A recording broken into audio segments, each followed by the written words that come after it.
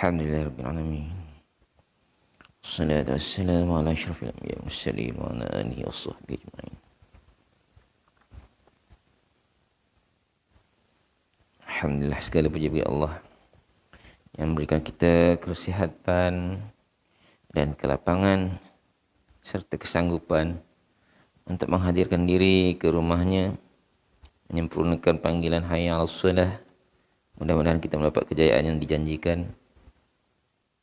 Pada petang ini kita teruskan majlis kita dengan membaca beberapa potong hadis berkenaan kalimah thayyibah.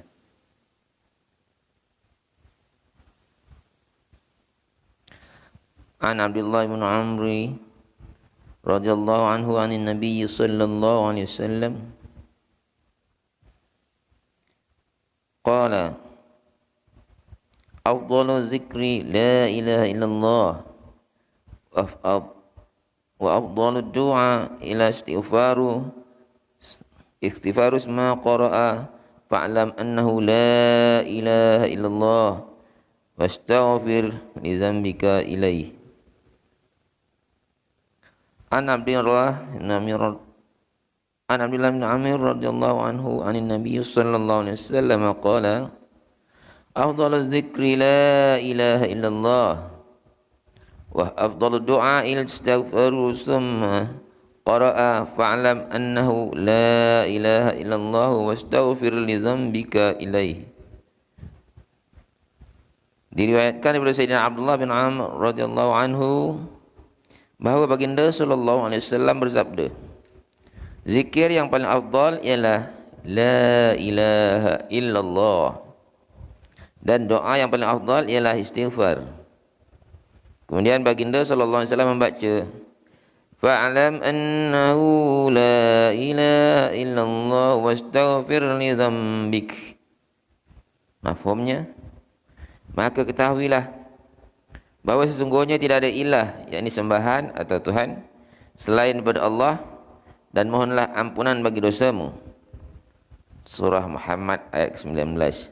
Hadis riwayat Tabrani, Ibnu Mardawayh dan Dailami. Keterangan perkara yang sama telah disebutkan dalam hadis pertama pada bagian ini, iaitu la ilaha illallah adalah zikir paling afdal. Ulama tasawuf menulis bahawa ini adalah kerana kalimah itu mempunyai khasiat yang khusus untuk mensucikan hati. Dengan berkat kalimah ini, seluruh kekotoran hati dapat dibersihkan. Lebih-lebih lagi jika kalimah ini dibaca beserta dengan istighfar.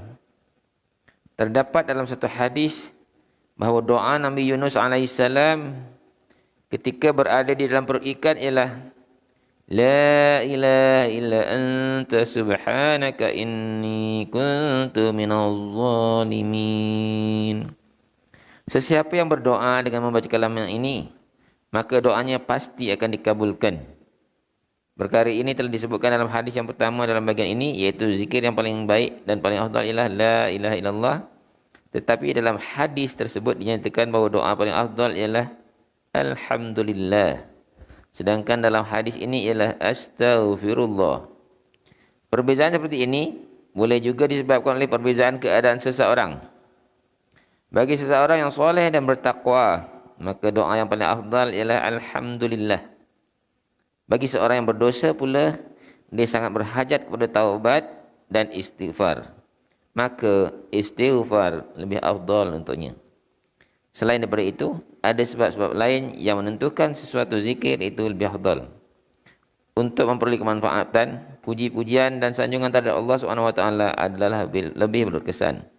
Dan untuk menjauhkan daripada kemudaratan dan kesempitan, maka istighfar adalah lebih memberi manfaat.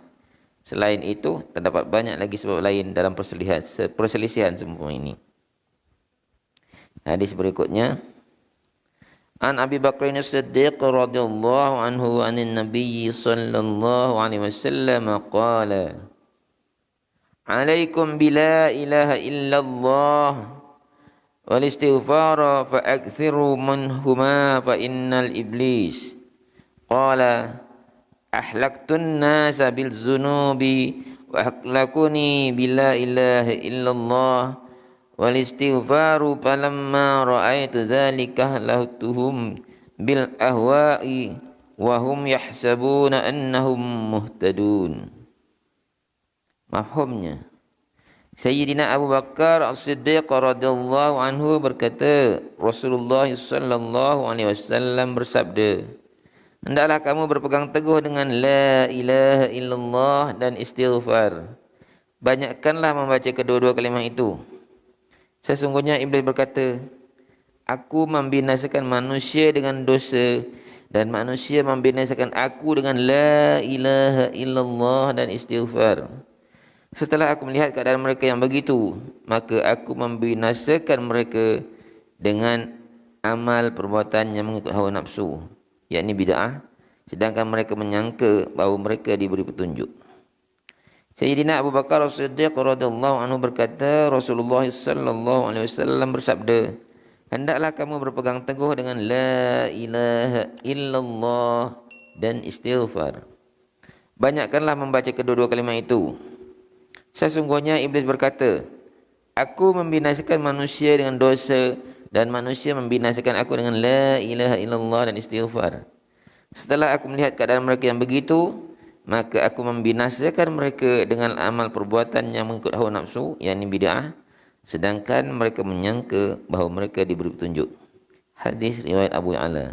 Keterangan, maksud la ilaha illallah dan istighfar membinasakan syaitan ialah bahawa tujuan akhir syaitan ialah untuk menyuntik racunnya ke dalam hati manusia, sebagaimana yang disebutkan dalam hadis ke-14 bahagian kedua dalam bab yang pertama.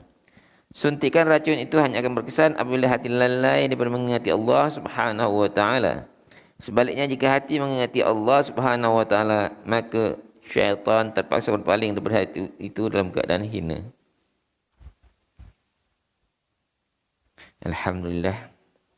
Mudah-mudahan setelah mendengar bacaan dan penangan dua potong hadis tadi, sama-samalah kita lazimkan diri kita secara istiqamah dengan membaca zikir yang berafdal, itu la ilaha illallah. Seterusnya, banyakkanlah beristighfar. Mudah-mudahan kita diberikan kelapangan daripada kesempitan yang dihadapi, terutama pada masa ini.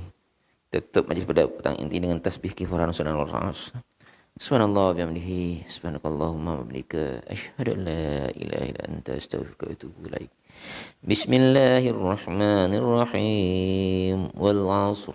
Innal insana lafi khusr illa alladhina amanu wa 'amilus salihat wa tawassaw bil haqq wa tawassaw bis sabr.